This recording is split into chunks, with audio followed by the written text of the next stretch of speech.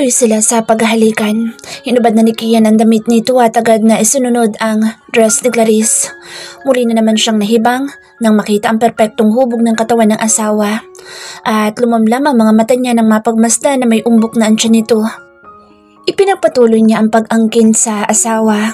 Habang patuloy siya sa ginagawa ay nakatitig lamang siya dito at pinagsisisihan kung bakit niya nga ba ito ikinulong ng 2 araw dito sa kanyang presidential suite. Kalaunan nga ay sabay nilang narating ang kanilang sukdulan. That's it for now. Dahil ayoko mapagod ka na sobra. I'm sorry kung na-stress ka ng ilang araw, Clarice. Ipinapangako ko sa iyong hindi na yun mauulit pa. Hinalikan niya si Clarice sa noo at humiga sa tabi nito. Thank you for forgiving me, Kian. Hindi na yun mauulit. I promise. Wika ni Clarice at niyakap ng asawa ng mahigpit.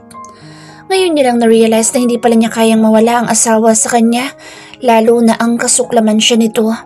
Tunay ngang minahal niya na ng tunay ang asawa at ayaw na niyang mahiwalay siya dito.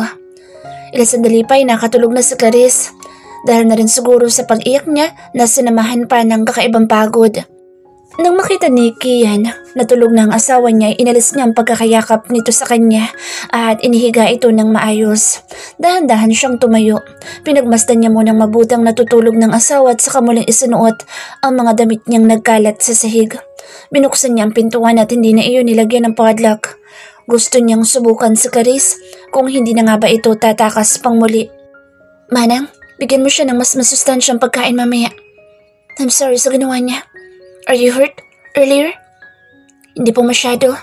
Natumba lang talaga ako sa ginawa niyang pagtulak, Sir Kian. I'm sorry again, Manang.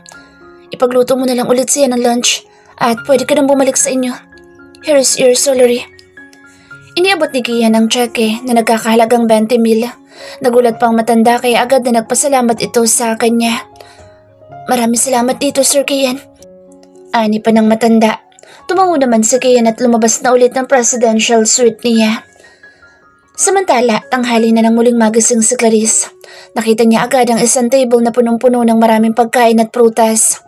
Hinanap niya agad si Kian ngunit hindi na naman niya ito nakita. Naisip niya na baka umalis lang ito at iniwan siya saglit pero babalikan pa rin siya. Napansin niya agad ang nakabukas na pinto. Iniwan nilang nakabukas ang pintuan ko? Bulong niya sa kanyang sarili. Hindi niya pinansin ang kanyang pagkain.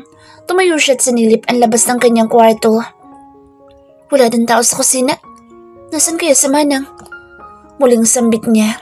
Tuluyan na siyang lumabas sa kanyang kwarto at naglakad papunta sa salas. Nagpalingalinga siya ngunit wala talaga siyang kasama. Agad siyang napatingin sa pintuan palabas. Unti-unti siyang lumapit dito. Kinakabahan siya ng dahan-dahan niya itong buksan at nabuksan nga, kaya napalunok siya ng sunod-sunod. Kung ganoon ay malaya na ako? Bigla ay sambit niya. Nang makita niyang walang bantay sa paligid ay nagmamadali siyang tumakbo palabas ng pintuan ng presidential suite ni Kian. Sumakay agad siya sa nakitang nakabukas na elevator. Paibaba at agad na tumawag ng taxi kahit na wala naman siyang pambayad doon. Sinabi niya ang address ng bahay ng kanyang daddy at doon nagpahatid. Pagkarating sa tapat ng mansyon ng mga agire ay bumaba siya ng taxi at sinabi sa driver na kukuha lang siya ng pambayad dito. Nang makita naman ng driver na malaki ang bahay at mukhang mayaman, ay agad na pumayag. Bumaba pa nga ito sa sasakyan at sa gilid na lang nito naghintay. Manong guard, pwede bang makahiram ako ng 100? Promise po, ibabalik ko din kaagad. Teka, di ba ikaw ang bunsong anak ni Sir Robert? Opo. Pumasok ka na sa loob. Ako nang bahala sa taxi driver. Anito kay Clarice. Okay po, salamat po. Nagmamadaling pumasok si Clarice. Sa maliit na pinto ang bakal papasok sa loob ng mansyon ng kanyang ama. Kailan pa nga ba siya huling nakapunta sa lugar na ito? Hindi na niya maalala pa dahil sa sobrang tagal na noon. Nag-doorbell siya at naghintay na ilang segundo bago iyon bumukas. Sino po sila? Ani na isang maid na siyang nagbukas ng pintuan. Andyan po ba si Daddy Robert? Daddy Robert? May nasaad ng maid na parang hindi pa naniniwala. Baka sabi po nandito si Clarice. Clarice Aguirre? Gilalas ng maid. Opo. Ako nga po. Nakangiting saad ni Clarice. Ay, sorry. Pasok po kayo, ma'am. Nagmamadaling binuksan ng maid ang malawak na pintuan at agad na pinapasok si Clarice. Dahan-dahan pang humakbang si Clarice at inilibot agad ang paningin sa buong kabahayan. Tunay ngang napakayaman ng kanyang daddy dahil sa mga display at muebles pa lang ay sigurado siyang mamahalin na ito. Maupo muna kayo. Ipaghahanda ko lang kayo ng pagkain. Ani ng maid. Sige po, salamat po. Magalang na saad ni Clarice. Iginalapan niya ang kanyang tingin sa kabuuan ng bahay ngunit tanging maid lang ang nakikita niya rito. Wala ang kanyang daddy, wala din si Jordan at wala din si Paula, pati na ang mommy nito. Ito na po merienda mo, Ma'am Clarice. Thank you po. Nasaan po pala si daddy? Nasa opisina pa po niya yun. Kadalasan po'y hapon na iyong nakakauwi. Sabay po sila ni Sir Jordan. Ganun ba? Si Paula po. Wala din po, baka nagsha-shopping. Sige. Salamat po. Ngumiti ng bahagya si Clarice at tinignan ang meriendang inihain ito sa kanya. Pizza at juice ito. Pansin niya nakatingin sa kanya mga maid pagkatapos ay magbubulungan ng mga ito. Pero naiintindihan niya dahil ngayon lang din naman siya nakita ng mga ito. Kinahaponan ngayon dumating na ang kanyang daddy kasama si Jordan. Nagulat pa mga ito nang makita siya sa sala habang nanonood ng TV. Clarice? Gilalas ni Jordan kaya agad na napatingin si Clarice. Kuya Jordan! Tumayo agad si Clarice at niyakap si Jordan na mahigpit. Nagulat pa si Jordan pero hinayaan na lang niya si Clarice. What happened to you? Jordan suddenly asked ngunit hindi nagsalita si Clarice. Humawalay siya ng pagkakayakap kay Jordan at pinahid ang luhang nanggagaling sa kanyang mga mata. Ngayon ay sa kanyang daddy naman siya lumapit. Daddy? Mahinang bigkas niya sa kanya ito niyakap ng mahigpit. Pagkatapos ng mga nalaman niya ay tila ba biglang nawala ang galit niya sa amang kinamuhian niya ng mahabang panahon. Clarice, anak. Ang akala ko kung saan ka na nagpunta. Tinatawagan kita pero hindi ko sumasagot. Wika ni Robert at ginantihan na rin ang yakap ang anak na matagal niyang hindi nakasama. Kian kidnapped me, Dad. What? Ano? Magkasabay na sambit ni Robert at Jordan. Ang hirap mong paniwalaan ngunit ginawa niya talaga yun sa akin but I understand him. I betrayed him dahil binala kong dalhin kay Paula ang dokumento na katunayang ibinenta nito ang mansion na ito kay Kian. Ibinenta? Teka nga Clarice, totoo ba yan? Hindi makapaniwalang saad ni Jordan kay Clarice. Yes, Kuya Jordan. Dahil Paula! Bakit mo ibinenta ang bahay sa lalaking iyon? Napatingin si Clarice sa pintuan. Kadarating lang ni Paula at ng mommy nito. Bit-bit ang ilang peraso ng paper bag na sa tingin niya ay naglalaman ng mga damit. What's wrong with you, Jordan? Pwede mo akong kausapin na maayos at hindi mo ako kailangan sagawan? Hindi sagawan, ha? Sa tingin mo, may titirahan pa tayo sa ginawa mo? Galit ng wika ni Jordan. I can explain that. Kuya. Biglang huminahon sa Paula ngunit masama ang mga matang nakatingin sa akin. Explain? Sa tingin mo ay mababawi na explanation mo ang bahay na ito? Natahimik naman si Paula. Jordan, baka naman misunderstandings lang ang lahat. Alam kong hindi magagawa yun ni Paula. Ani ng mommy nila. Mom, huwag mo nang pagtakpan ng babaeng iyan. Enough! All of you! Magsitigil kayo! Sigaw na Robert sa kanilang lahat. Napapikit si Clarice dahil sa gulat at napaisip kung tama nga bang sinabi niya iyon nang walang pahintulot kay Paula. Dad, paano to? For sure anytime ay pupunta dito si Kian upang kunin sa atin ang bahay na ito. Kinakabahan ang sabi ni Jordan. Napapikit naman at napatingin sa itaas si Robert kasabay ng malalim na buntong hininga. Gagawa ko ng paraan para hindi niya makuha sa akin ang pamamahay ko. Bigla naman lumuhod si Paula sa harapan ni Robert. Daddy, I'm sorry, okay? Nagawa ko lang naman yun dahil sa laki ng talo ko sa kasino pero sinisigurado kong hindi na ako uulit. Patawarin mo ako, Daddy. Enough, Paula. Ano pa magagawa na sorry mo? Pwede ba? Lumayo ka muna sa akin at hayaan ako mag-isip.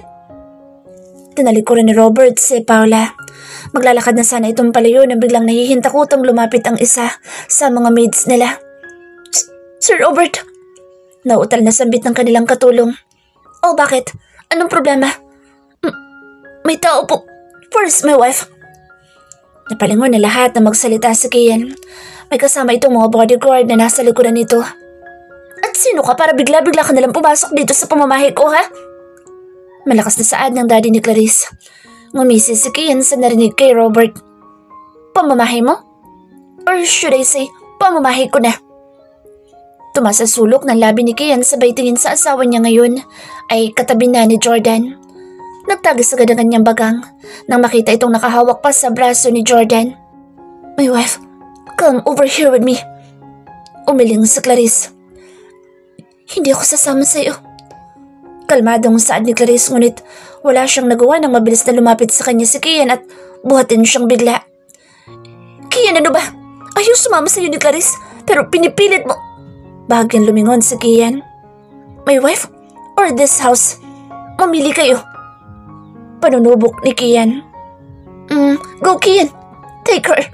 We don't need her here. Ani Paula.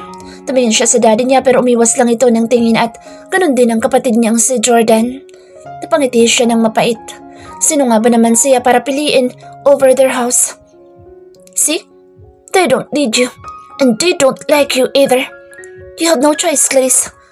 Sasama ka sa akin sa ayaw at sa gusto mo dahil akong asawa mo at ako lang nag-iisang nagmamahal sa'yo. Anong gusto mong gawin natin sa kanila, ha? Umiling naman si Clarice. Wala tayong gagawing masama sa kanila. Tanggap ko na ngayon, Kian. Kaya tayo na. At ialis mo na ako dito. Your wish is my command. Mahal ko. Asinigsik ni Clarice ang kanyang mukha sa dibdib ni Kian. Ngayon yun napatunayan lalo na wala siyang halaga sa mga tao na kanyang kadugo. Kahit anong pilit niya, hindi talaga siya kayang mahalin ng mga ito. Bakit pa nga ba niya ipinipilit ang kanyang sarili? Pagkalabas na mansyon, ay maingat siya nito isinakay sa sasakyan nito. Hinalikan pa siya nito sa noo pagkatapos na maikabit ang seatbelt niya. Umikot ito at pagkasakay sa driver's seat ay nag-aya na siya. Let's go, Hobby. Let's go to our really home. Of course, mahal ko. Iuwi na kita sa totoong pamamahay mo at hindi sa lugar na ito. Napangiti na si Kian dahil sa sinabi ng asawa. Mas okay na rin na nangyari ang bagay na iyon para hindi na siya mahirapan na patunayan sa asawa niya na ayaw talaga ng mga ito sa kanya. Pero hindi pa rin niya paliligtasin ang pag-aabandona ng mga ito sa taong mahal niya. Attorney Lorasca, I want you to take the Aguirre's villa right now. And I want you to bring them to me and to my wife. And also, I want them to pay and apologize to my wife right here, right now. Maling utos ni Kian. No problem. I will follow your order right now, Kian. Please, hurry, attorney. Because I can't wait any longer here. At gusto na agad silang paluhurin at pahingin lahat ng tawad sa harapan ko. Nang matanggap ang pagsang-ayon mula sa attorney, ay ibinabana niya ang telepono. Sumandal siya sa kanyang swivel chair at inayos ang pagkakaupo. Inilagay ang kanyang braso sa armrest nito at bahagyang itinangala ang ulo sa kisame. This is the right time para maningil siya sa pamilya Aguirre. Hindi na siya naninigarilyo ngunit napahit-hit siya sa sinindihang tabako at saka muling ibinuga ang usok. Matagal niyang hinintay ang pagkakataong ito. Sa ganoong paraan man lang ay maiganti niyang inosente niyang tiyuhin na ipinapatay ng mga ito. Maya-maya pumasok si Clarice at hindi niya nagustuhan nang makitang humihit-hit ng sigarilyo ang asawa. Napatakip siya sa kanyang ilong. Agad na kinuhang pang spray at inisprayan ang buong opisina ni Kian sa loob ng mansyon nito. Kailan ka pa natutong manigarilyo? Nainis na sambit niya. Naalala niyang dati ay inagaw niya rin ang sigarilyo nito. Mukhang stress ang asawa pero mukha din namang hindi base sa aura nito o mas nais niyang sabihin na masaya ito. Nang marinig ni Kian ang asawa ay agad niyang pinatay sa ashtray ang sindi nito. Umarap siya dito at hinagilap ang kamay ni Clarice. Gusto kong mag-ayos ka ng pinakamagandang ayos mo ngayong araw. May darating tayong bisita. Bisita? Mom at daddy mo ba? Nope. Sino naman magiging bisita? Kamag-anak mo ba? May okasyon ba? Malaki ang okasyon natin ngayon pero hindi ko sasabihin dahil gusto kitang surpresa. Napaisip naman si Clarice kung anong sorpresa ba ang inihanda ng asawa para sa kanya at bakit kailangan pa niyang mag-ayos ng bongga. Alright, I go change. But stop smoking, okay? Of course. You're my boss, honey. Kian smiled and kissed Clarice on the lips. At mag-toothbrush ka din. Amoy at lasa sa sigarilyo ang bibig mo. Kapag hindi naalis ang amoy niyan, hindi kita ikikiss. Remember? Bawal yan sa baby natin, okay? I know. I'm sorry. Hindi na mauulit, honey ko. Good. Mabilis lang ang naging pag-uusap nila at umalis din agad sa Clarice para sundin ang sinabi ng asawang mag-ayos siya ng pinakamagandang ayos niya. Naligo siya at pagkatapos ay blinower ang buhok upang matuyo ng mabilis. Naghanap din siya ng dress na maayos at sa tingin niya ay magagandahan sa kanyang asawa at ang nahanap niya ay ang simpleng plain white lamang. Pagkasuot ay humarap agad siya sa full body mirror. Sa suot niyang iyon na all white ay tila ba nagbuka siyang anghel ngayong araw na ito. Naglalagay siya ng make-up sa kanyang mukha nang bumukas ang pintuan ng kwarto nila at pumasok mula doon si Kian. Tahimik lang itong nakatitig sa kanya at sa salamin niya lang naman ito pinagmamasdan habang papalapit sa kanya. You look perfect, he said. Pumasto sa likuran niya at niyakap siya ng mahigpit, saka inamoy-amoy ang leeg niya. Wala pa siyang pabango pero kung simsimin ng asawa leeg niya ay para bang adik na adik ito sa amoy niya. Now, be ready. I'd prepared something for you. Bulong ni Kian kay Clarice. Tila ba nararamdaman ni Clarice na talagang may kakaibang sorpresa sa kanyang asawa. Hindi niya maintindihan ang sarili pero malakas ang kutob niya. Kutob na may hindi magandang mangyayari. I'm waiting for you at the living room. Just take your time, okay? Wika pa nito tuluyan ang lumabas ng kanilang kwarto. Muling humarap si Clarice sa salamin. Ganoon pa rin ang aura niya. Walang nabura sa makeup niya. Kaya nag-retouch na lang siya. Kaya lang napansin niyang gusot na ang damit niya, kaya naisipan niyang magpalit na lang. Dumiretso siya sa walk-in closet at ang nakapukaw sa mga mata niya ay ang dress na kulay pula.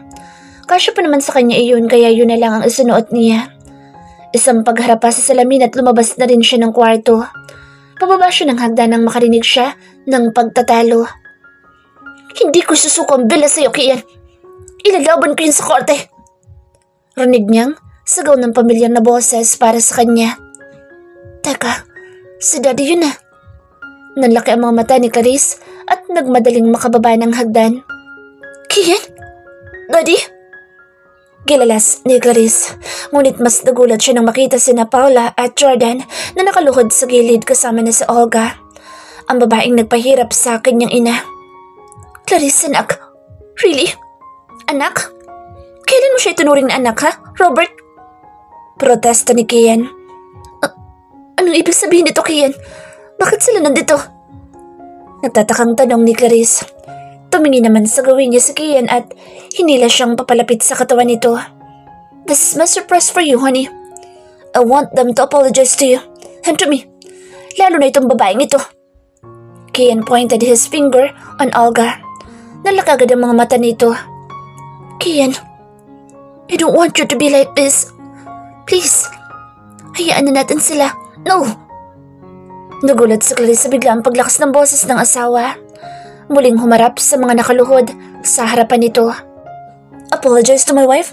Or all of you will be in jail. What? No! Mommy, ayokong humingi ng tawad sa kanya. She's not belong to our family.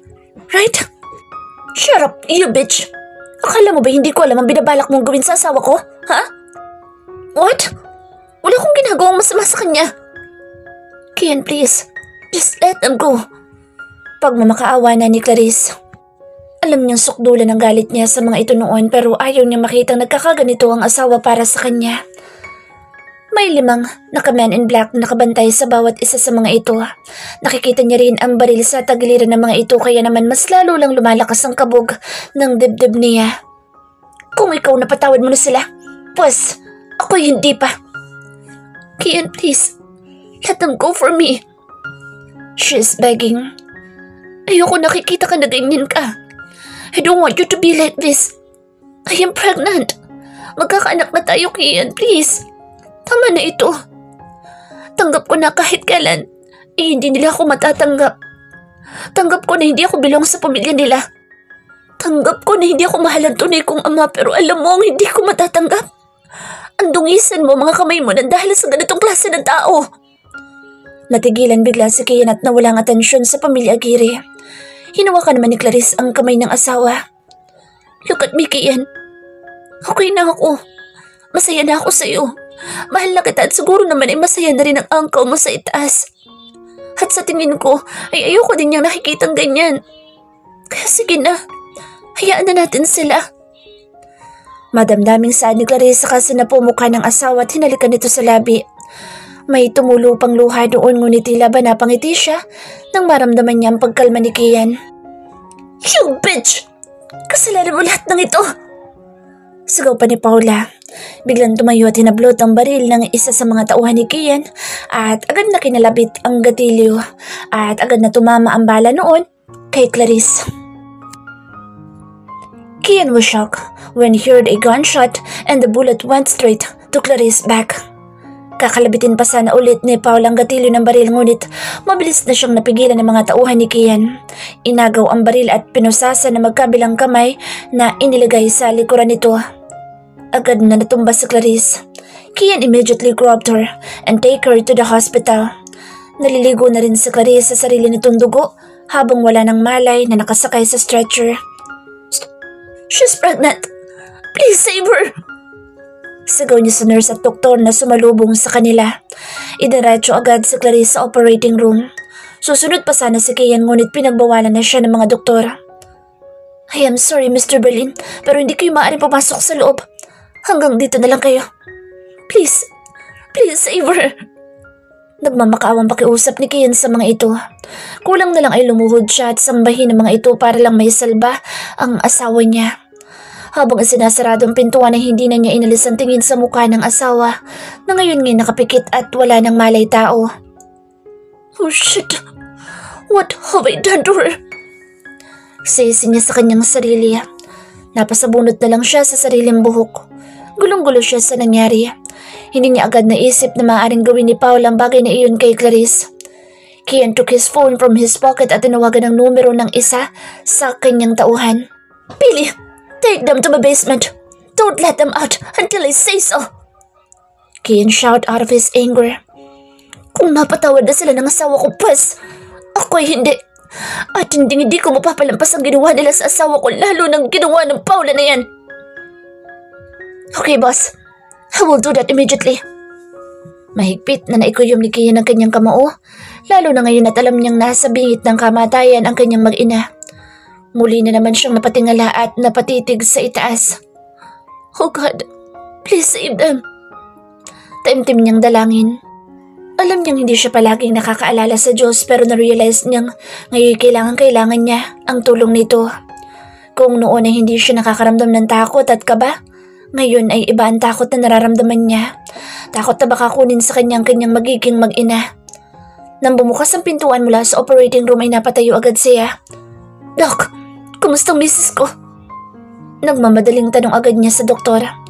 Sir Berlin, marami na walang dugo sa asawa mo. She needs blood transfusion. Type AB positive blood. Then, call the blood bank. Bibilhin ko ang lahat ng type AB positive nilang dugo doon. Walang problema sa pera. Basta iligtas niyo lang ang aking mag-ina. But sir, there's another problem. Naubusan na daw ng type AB positive ang blood bank. Kaya kailangan natin ng donor na same ng dugo ng inyong misis. Ani ng doktora. Natigilan si Kian at biglang nag-isip ng paraan. Okay, just keep them alive. Gagawa ko ng paraan at maghahanap ako ng kapareho ng dugo ng misis ko. Okay, sir. Sa'yo na kasalalay ang buhay ng iyong mag-ina.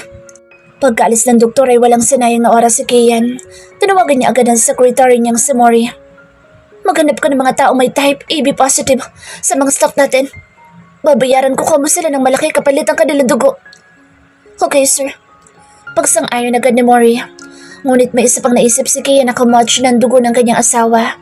Walang iba kundi ang daddy nito. Kaya naman tinawagan niya ang isa sa kanyang tauhan na may hawak dito. Billy, gusto kong dalhin mo dito si Robert ngayon din.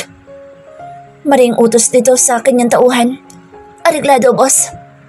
Binuksan agad ni Billy ang bakal na rehas kung saan nakakulong si Robert. Halika, tanda. May pupuntahan tayo. Itinulak ni Billy papalabas si Robert.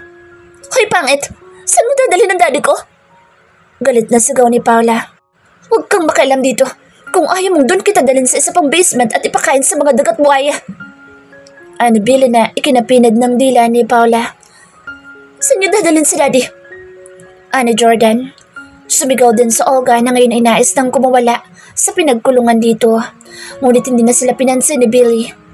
Hinila niya si Robert na hindi nagsasalita at agad na sinakay sa itim na kotse papuntang hospital kung saan dinala si Clarice. Huwag ka nang umalma. Kung ayaw mong dito pa lang ipaglamayan ka na. Pananakot pa ni Billy dito.